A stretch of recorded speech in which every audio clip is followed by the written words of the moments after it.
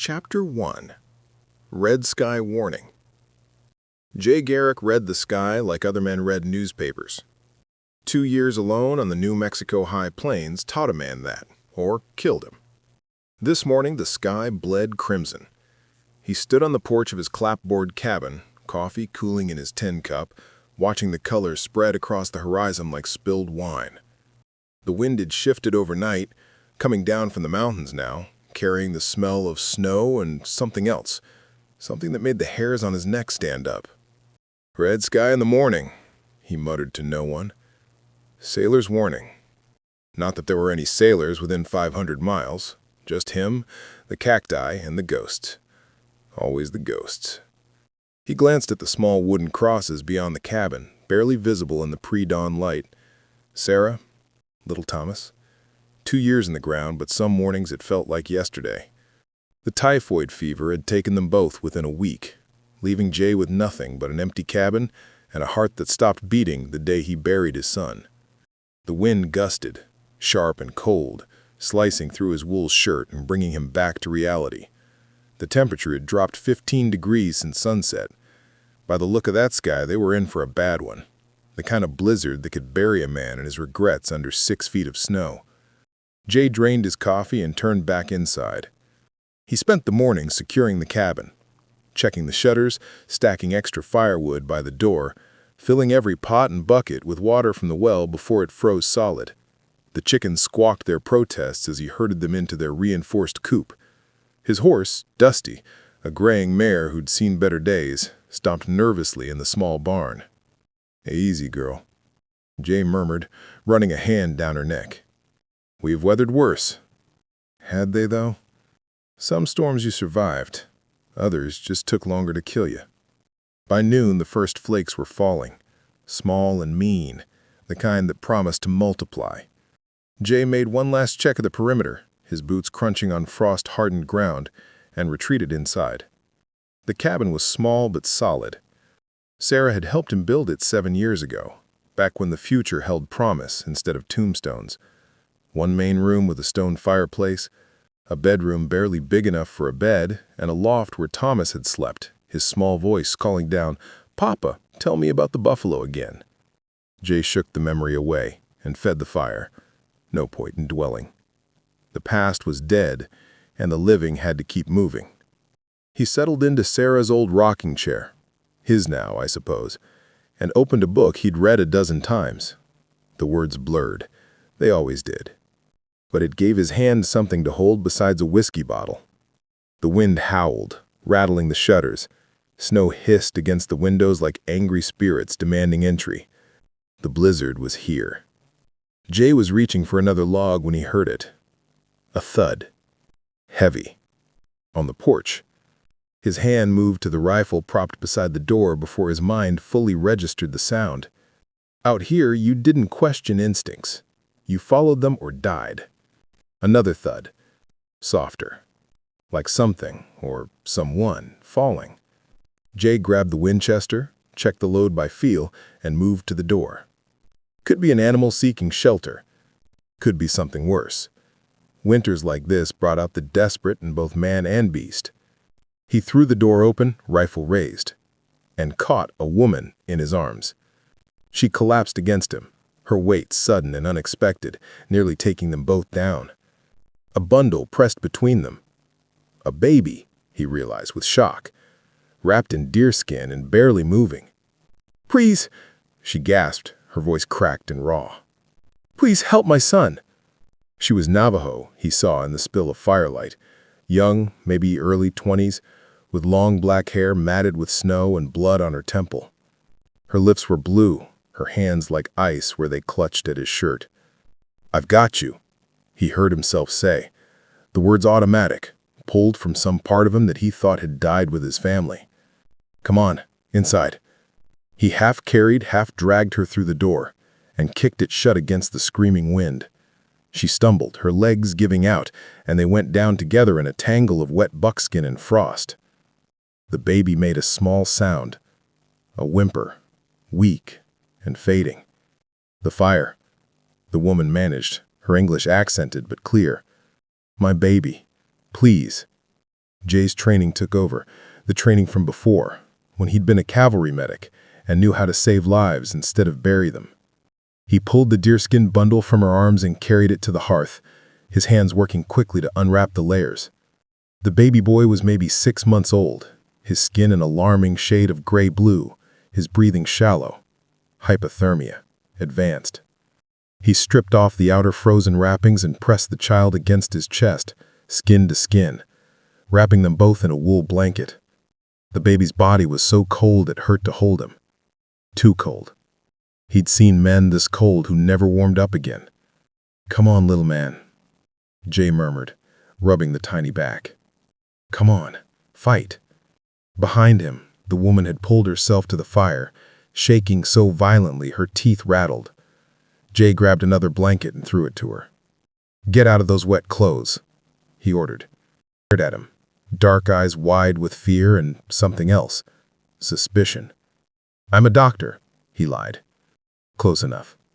I've got your boy, but you're no good to him if you freeze to death. Now move." For a moment, he thought she'd refuse. Then she nodded and turned away, her shaking hands fumbling with the ties of her dress. Jay focused on the baby, breathing warm air against the small face, willing life back into the tiny body. The baby's lips were starting to pink up, a good sign. Maybe. Or maybe just wishful thinking from a man who'd buried too many. "Is he?" The woman's voice cracked. "Is he alive?" "For now," Jay said honestly. "He's warming up. That's good." She moved closer, drowning in Jay's old work shirt, her wet hair hanging in dark ropes. Up close, he could see she was younger than he'd first thought, 19, maybe 20, and beautiful in a fierce, desperate way that made his chest ache. "Thank you," she whispered. "I thought we were going to die." "You still might if we don't get you warm." Jay shifted the baby slightly, feeling the small heart beating against his own, stronger now, definitely stronger. "What's his name?" "Ioi." Her voice softened. "It means very in my language. Because he is very loved." Something twisted in Jay's chest. He remembered holding Thomas like this, skin to skin, when his son was fresh from Sarah's body and screaming his arrival to the world. "He's going to fight," Jay said quietly. "That's good. Means he's strong. Like his mother." She tried to smile, but it faltered. "I am Diani." "It means going to war." "Fitting," Jay observed. "I'm Jay Garrick." "I know." He looked at her sharply. "You know?" Diani pulled the blanket tighter, her eyes meeting his. "I have seen you. At the trading post. You buy supplies but never speak. The other white men, they talk and laugh. You are different." Jay turned back to the baby, uncomfortable. He wasn't different. He was dead inside. There was a distinction. "How long have you been out there?" he asked instead. 2 days? Maybe 3. She dropped her voice. "We were running." "From what?" Diani's eyes flicked to the door, fear naked on her face. "From Blackwood." The name landed like a stone in still water. Everyone within 100 miles knew Cutter Blackwood, a man who called himself a trader but dealt in flesh, not furs. He ran slaves south to Mexico, north to the mining camps, mostly Chinese and Indian, whomever he could catch. The law looked the other way because Blackwood paid well and killed efficiently. Jay's hands tightened on the baby. "Blackwood's after you?" "He killed my husband." The words came out flat, empty of everything but exhaustion. "Alan was white, like you. A trapper. After Blackwood killed him, he said I belonged to him now. That I owe he would fetch good money in Santa Fe." Her voice broke. "I ran." "How many men?" 3. She swallowed. "Maybe 4. I lost count." Jay moved to the window, careful to keep the baby pressed against him, and peered through a gap in the shutters. The blizzard had intensified, snow falling so thick he could barely see 10 feet. Good. Hard for trackers, even Blackwood's men. But once it cleared, they'll come here, Dione said quietly. I led them to you. I'm sorry. I had nowhere else to go.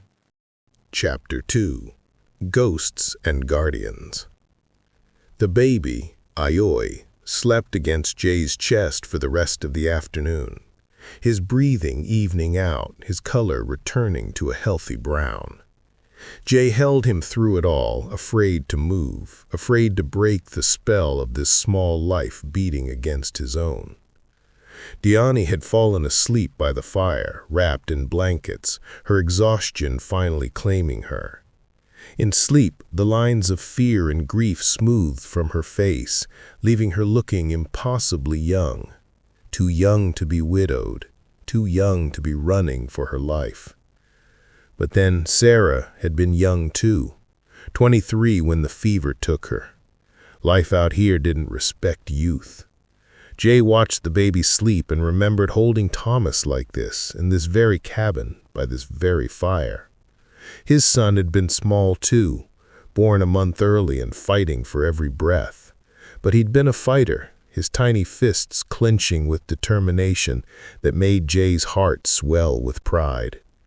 You're going to be strong, Jay had whispered to him. You're going to grow up tall and brave, and your mama and I are going to be so proud.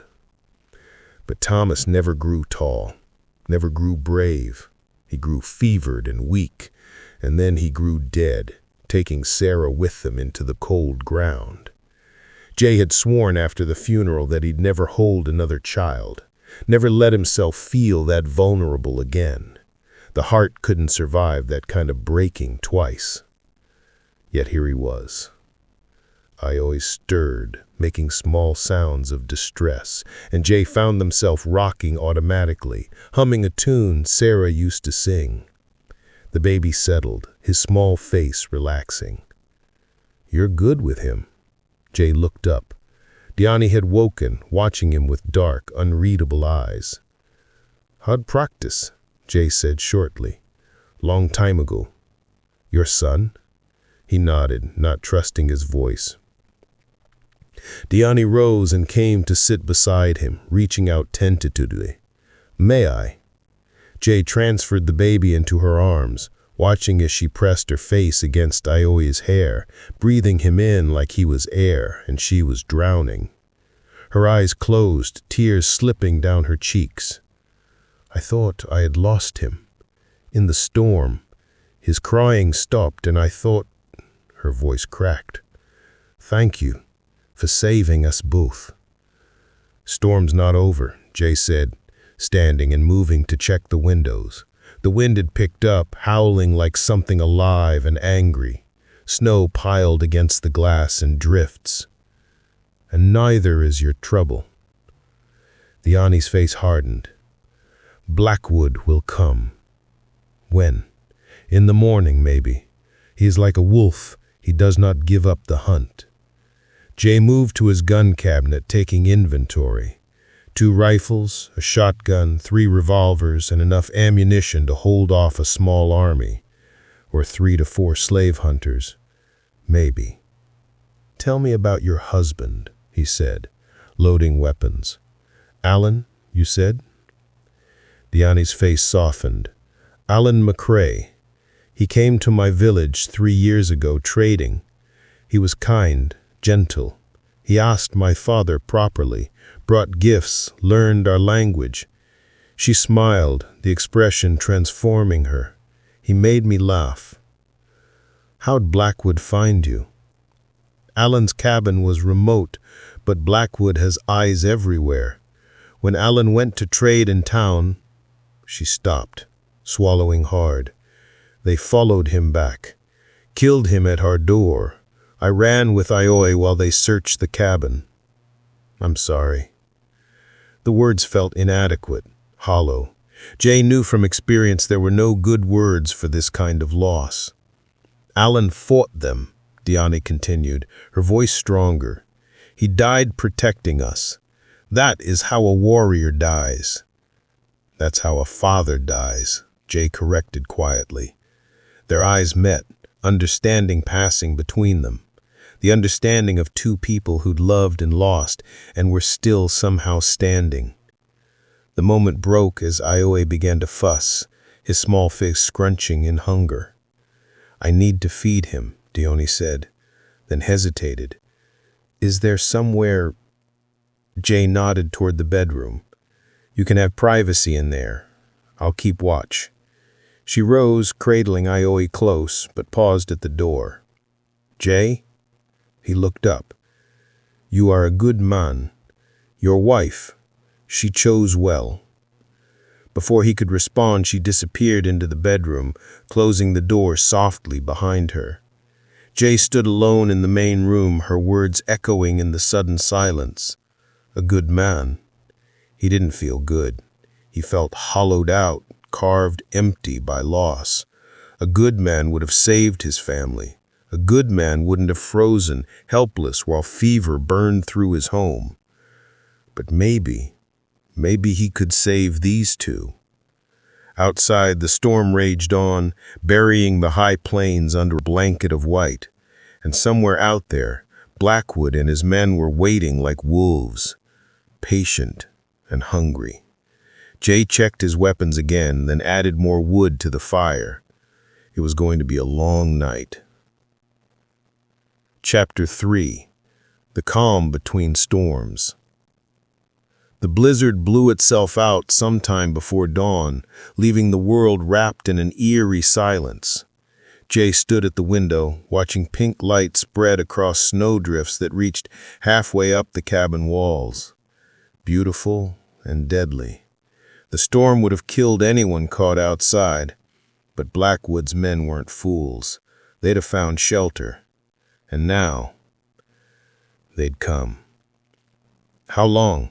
Dionne's voice came from behind him, Ioe nestled in her arms. "Few hours, maybe." Jay turned from the window. "They'll wait for full light, let the snow soften the snow some. Be here by noon, I'd guess." She nodded, her face calm. Too calm. Jay recognized that expression, the soldier's face. "You don't have to stay," she said quietly.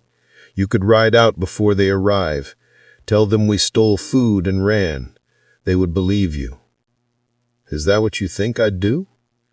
"It is what a smart man would do." Her eyes met his. "This is not your war."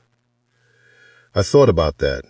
I could saddle Dusty, ride to the trading post, let this problem become someone else's." But something had shifted in the night, holding Ioe against my chest, watching Danny sleep by my fire. Something old and dead stirred, painful as frost-bitten fingers warming by flame. "I'm done running," Jay said simply. "From life, from death, from ghosts. If Blackwood wants you, he goes through me." Dione studied him for a long moment, then nodded once, respect in her eyes. "Then we fight together." They spent the morning preparing.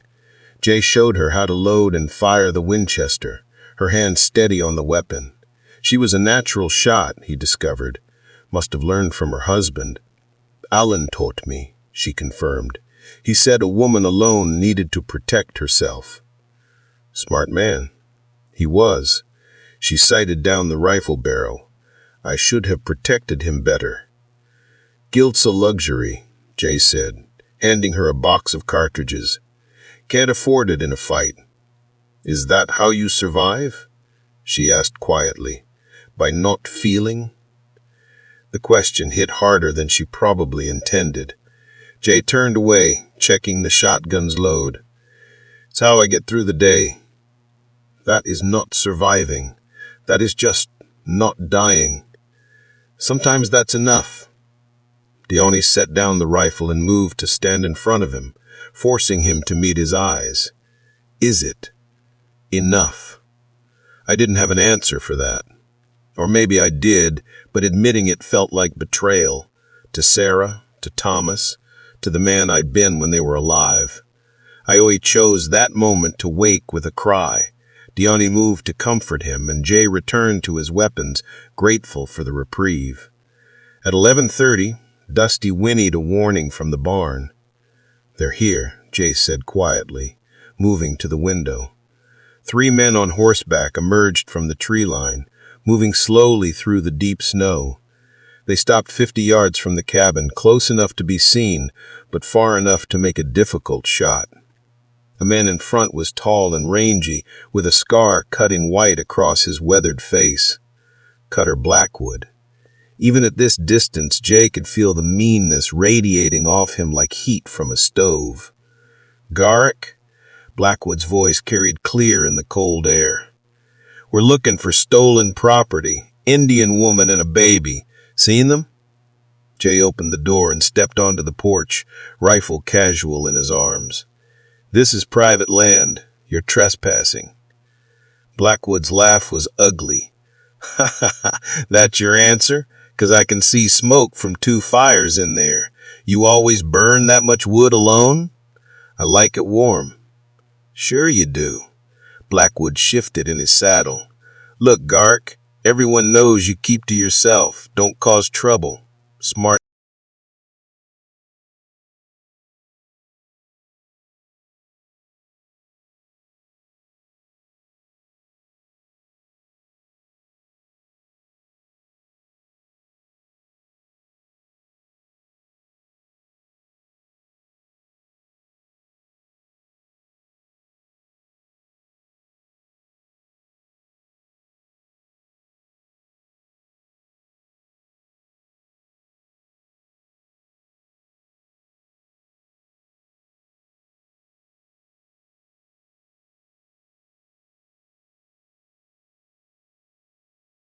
But harboring stolen goods, that's a crime. We don't want trouble with you. Just give us the woman and the brat. We'll be on our way. Nobody here but me. One of the other men, younger, with mean eyes and a quick hand on his pistol, spat in the snow. He's lying. I can see the woman through the window. Jay's grip tightened on the rifle. Then your eyes are as faulty as your manners. Now get off my land. Blackwood's face hardened. That's how you want to play this? Fine. We got time. He turned his horse. But know this, Garrick, I always collect my property. Always. And men who get in my way tend to have accidents. Is that a threat? Nah. Blackwood's smile was wolf-like. That's a promise. You got until sunset to reconsider. After that, well, cabins burn real easy. The 3 men rode back into the trees, disappearing into shadow. Jay stood on the porch for another minute, making sure they were gone, then stepped back inside and barred the door. Diani stood by the window, Ayoy clutched tight, her face pale but determined. He means it, about burning us out. I know. Jay set his rifle down and moved to the fireplace, thinking hard. But fire works both ways.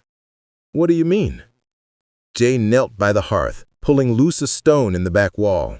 Behind it was a small hollow space, his emergency cache. He pulled out a canvas bag and opened it, revealing sticks of dynamite, carefully wrapped. Diani's eyes widened. Where did you?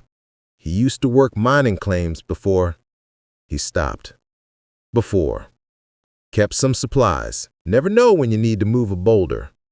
Or men, Jay agreed. He looked up at her. But I need you to promise me something. What? If this goes bad, if they get past me, you take Ayoy and run. There's a root cellar out back, hidden under snow. Leads to a tunnel. My wife insisted on it in case of raids. His throat tightened. Comes out a quarter-mile north, near the creek. Follow it downstream to the trading post.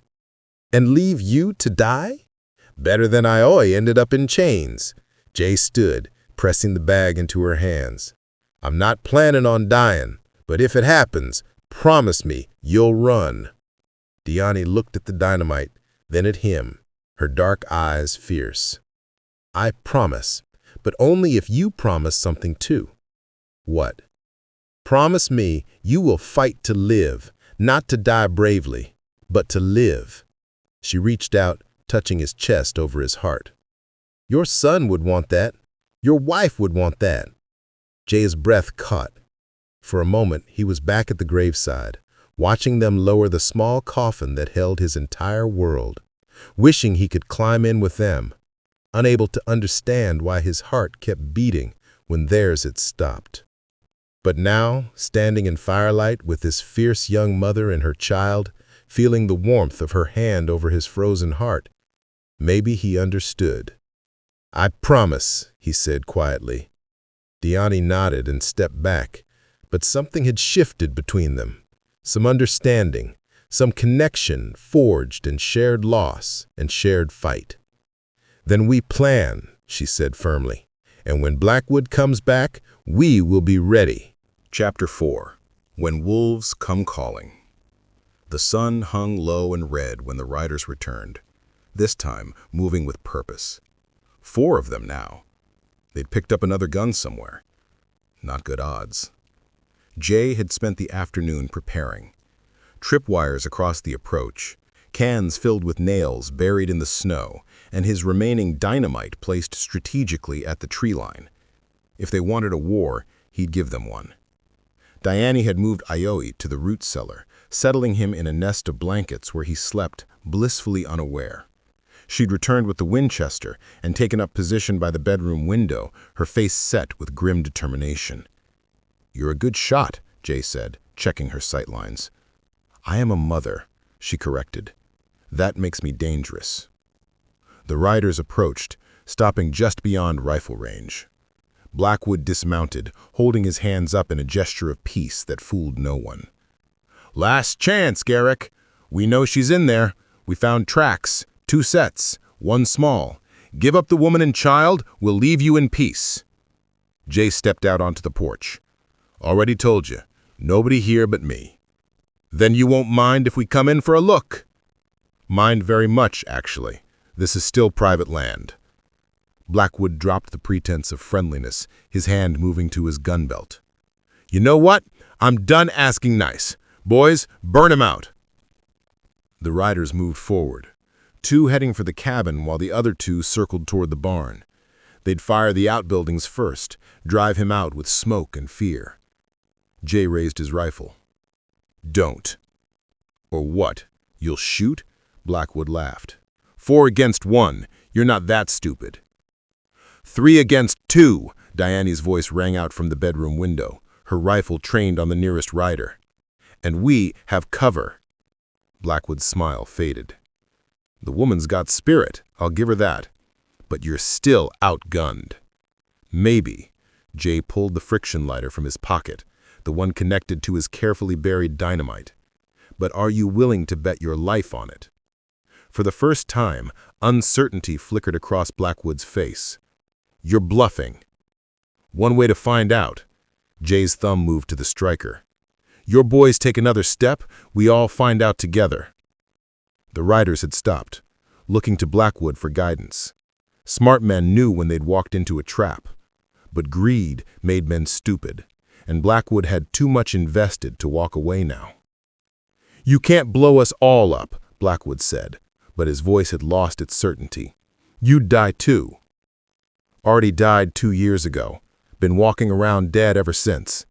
Don't much matter if I stop now." It was true, and it wasn't. The man who'd stood at those graves wanted death, had courted it in the silent cabin in endless empty days. But the man holding this lighter, protecting a woman and child in his home, maybe he had something to live for after all. "But see," Jay continued, his voice stronger, "I made a promise this morning. To fight, to live. So here's how this ends. You and your boys ride out, right now, and nobody dies. You come 1 step closer, and I light this fuse and we meet God together. Your choice." Blackwood's jaw worked, rage and calculation warring on his scarred face. He was a man used to winning, used to taking what he wanted.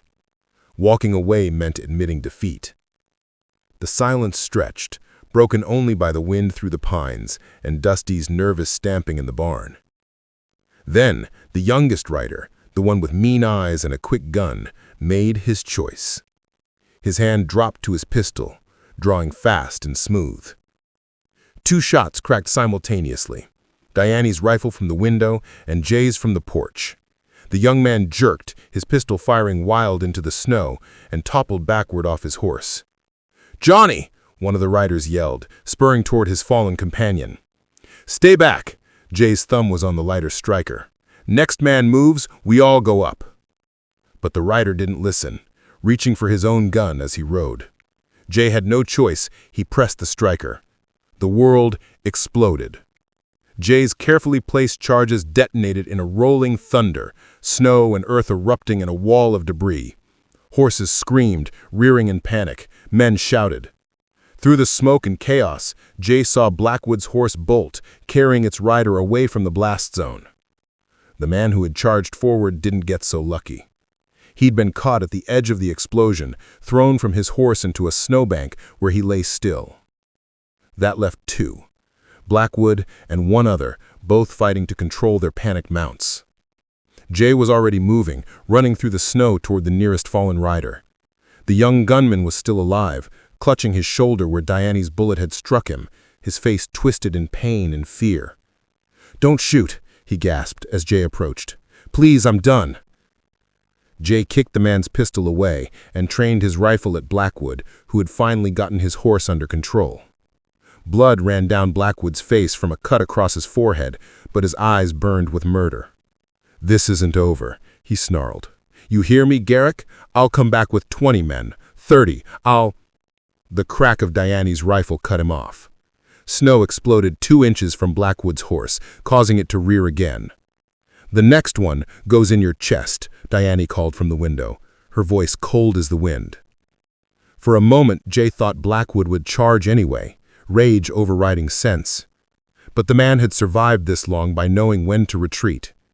He wheeled his horse around, grabbing the reins of his remaining man's mount. "You're dead," he promised, pointing at Jay. "Both of you. I'll see you in hell." "See you there," Jay replied calmly. "Bring friends." Blackwood spurred away, his companion following, leaving their wounded and dead behind. They disappeared into the trees, the sound of hoofbeats fading into silence. Jay stood in the settling snow and his heart hammering, and realized 2 things simultaneously. First, he was alive. Truly, completely alive for the first time in 2 years. Second, he wanted to stay that way. They tended the wounded in silence. The young gunman, barely 20, Jay discovered, had a clean through and through in his shoulder. He'd live, though he'd carry Diane's message the rest of his life. The other man, the one caught by the blast, was dead. Jay and Diane buried him quickly in the frozen ground, marking the grave with stones. He didn't know the man's name, didn't know if he had family. Another ghost for the high plains. "Will Blackwood come back?" Diane asked as they walked back to the cabin, Aoi bundled in her arms. "Eventually," Jay admitted, "but not soon. We bloodied him today. He'll need time to lick his wounds, gather more men. That gives us a few days, maybe a week. Then we run?" Jay stopped, looking at his cabin, at the home he'd built with Sarah, where he'd planned to raise his son, where he'd hidden from the world for 2 years. Running made sense. Smart, even. But when he looked at Diane, saw the firelight catching in her dark eyes and Aoi sleeping peacefully in her arms, running felt like dying all over again. "Or," he said slowly, "we send word to the territorial marshal. Blackwood's wanted in 3 territories for slaving. There's a bounty on him. We give testimony, get official protection." "You would do that? Risk more trouble?" "Already in trouble," Jay pointed out. "Might as well see it through proper." Diane smiled then, the first real smile he'd seen from her, and it transformed her face from beautiful to radiant. "Alan was right." "About what?" "He said if we ever needed help, to find the widower in the cabin. He said you were a good man who'd lost his way, but a good man still." Her free hand touched his arm. "He was right." Jay's throat tightened. I'm sorry I never met him. I think you did in spirit. You are alike, both fighters who would rather die than see the innocent harmed. She looked down at Aoi. Both fathers. The words struck deep. Father. He hadn't thought of himself that way since Thomas died, but standing here, having fought to protect this child, having held him against his chest and willed life back into his small body, maybe the title wasn't lost after all. Come on, Jay said gruffly, turning toward the cabin. Storm's coming again. They spent the evening in comfortable silence, Diane feeding Aoi by the fire, while Jay cleaned weapons and planned their next move. Outside, fresh snow began to fall, gentle this time, covering the bloodstains and blast marks like a blessing. Tell me about your family, if it does not hurt too much. Jay's hand stilled on the rifle he was oiling. For 2 years, he had avoided talking about them, afraid that speaking their names would make the loss more real. But maybe Diane was right. Maybe not dying wasn't the same as living. Sarah was fierce, he began, the words coming slowly at first, then easier. Small woman, barely 5 feet, but she could outwork any man. Built this cabin mostly herself while I was off hunting. Thomas, his voice caught. Thomas had her spirit, 3 years old and already trying to help with everything, wanted to be just like his mama. How did they... Typhoid. Swept through the territory that spring. I was a medic in the war, thought I could save them. I set down the rifle, staring at my hands. But knowing how to heal doesn't mean you can. Sometimes death just takes what it wants. Diane was quiet for a moment and said softly, Alan died protecting us. He fought 4 men with just a hunting rifle, gave me time to run. I heard him die while I hid in the woods with Aoi crying in my arms. Their eyes met across the fire, 2 people joined by loss and survival. Does it get better? The missing them? I thought about that. About the raw wound that had been his heart for 2 years, and how tonight, holding Aoi, fighting for Diane, he'd felt it shift. Not heal exactly, but maybe begin to. I don't know yet, he said honestly, but I'm starting to think maybe it doesn't have to define us. The missing. What does that mean? Means maybe we honored them by living, by being the people they loved, not the ghosts they left behind. Diane smiled through tears. Alan would like that. He hated when I was sad. Sarah too. Always said life was too short for sorrow. Jay stood and moved to the window, watching fresh snow fall. Think I'm finally starting to understand what she meant. Chapter 6. The Promise of Tomorrow. 3 days later, Jay rode to the trading post with the wounded gunman tied to Dusty's saddle. Diane and Aoi stayed behind, barricaded in the cabin with weapons and strict instructions to shoot first and ask questions never. The territorial marshal was there, as luck would have it, a grizzled man named Dalton, who listened to Jay's story with narrowed eyes and growing interest. Cutter Blackwood, you say? Been chasing that snake for 5 years. You telling me you got witnesses and a survivor? More than that. Jay pulled out his ace. The woman he's after, her husband was Alan McCrae. Blackwood murdered him for the slave trade. She saw the whole thing. Dalton's eyes widened. McCrae? He was well known hereabouts, respected. Killing a white man changes things. Grand jury will convene. He stood, energized. I'll need the woman's testimony. She'll give it, but I want protection for her and the child. You'll have it, my word. Dalton extended his hand. You did good work here, Garrick. Dangerous work, but good. Jay shook his hand, then paused. One more thing. The woman, Diane, she needs papers. Legal protection as McCrae's widow. The baby needs legitimacy. I can arrange that. Dalton studied him. You planning on taking responsibility for them? The question caught Jay off guard. Was he? 3 days ago he'd been a dead man walking. Now he was making plans, thinking about futures, feeling his heart beat with something like hope. "Maybe," Jay said carefully. "If she'll have me." Dalton's weathered face split in a grin.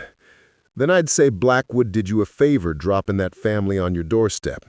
Sometimes God works through bad men to bring good things." Maybe he was right. Jay rode home through falling snow, his heart lighter than it had been in 2 years. As his cabin came into view, smoke rising from the chimney, lamplight glowing warm in the windows, he realized it didn't look like a tomb anymore. It looked like home. Diani met him at the door, IOE in her arms, relief flooding her face. "You came back." "Told you I would. Many men make promises. I keep mine." Jay stepped inside, stamping snow from his boots. The gesture felt right somehow, not like betrayal, but like continuity. "Marshall's convening a grand jury. With your testimony, they'll arrest Blackwood within the week." "Then it is over." "Soon." Jay pulled off his coat, hanging it carefully on Sarah's old peg. The gesture felt right somehow, not like betrayal, but like continuity. "You'll be safe, both of you." Diani set IOE in his makeshift cradle, the same one that Thomas had used, that Jay had pulled from storage with trembling hands. The baby cooed happily, and something in Jay's chest cracked open. "What will we do then?" Diani asked quietly. "After. I have no home, no husband, nothing." Jay turned to face her, this fierce young mother who'd walked through death to save her child, who'd stood beside him in battle, who'd looked past his walls to see the man hiding behind them. "I could stay," he heard himself say. "Here, with me." "As what?" "I don't know. Whatever you want. Housekeeper, maybe? Until—" "I am not a housekeeper." "No, you're not. You're a mother, a warrior, a woman who makes me remember what it felt like to be alive." He moved closer, heart hammering. "Stay, please, not as hired help, as family." "Family." She tested the word, then looked at IOE. "He needs a father, a real father, not just a memory." "I can't replace Alan." "I do not want you to replace him." She met his eyes, fierce and certain. "I want you to be yourself, the man who saves strangers in storms, who fights 4 men to protect a baby that is not his blood, who promises to live instead of just not dying." Jay's vision blurred. "I don't know if I remember how to be that man."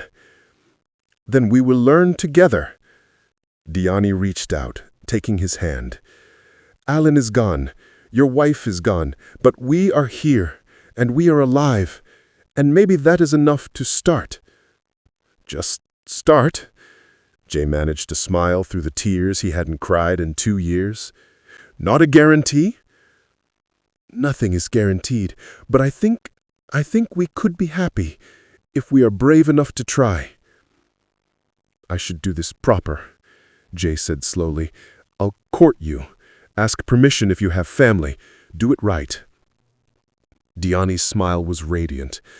"My family is gone, but Alan's brother lives in Santa Fe. He would bless this, I think.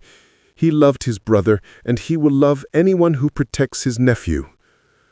"Then when the snow clears, we'll ride to Santa Fe. I'll ask formal, get married legal, give IOE a father who'll be there, and give you a son who needs you." Diani moved closer, rising on her toes to press a soft kiss to his cheek. "Thank you, Jay Garrick, for opening your door, for opening your heart." Jay pulled her into an embrace, careful of the healing bullet graze on her temple, and held her while the fire crackled and IOE slept peacefully and the snow fell softly outside. For the first time since he'd buried his family, he felt the future stretching ahead, not empty, not dark, but full of possibility. "Thank you," he whispered into her hair, "for reminding me what living means." Epilogue. Spring comes again. The snow melted early that year, revealing new grass and wildflowers. By the time they stood before the preacher in Santa Fe, with Alan's brother standing witness and Iui gurgling happily in Jay's arms, winter felt like a distant memory.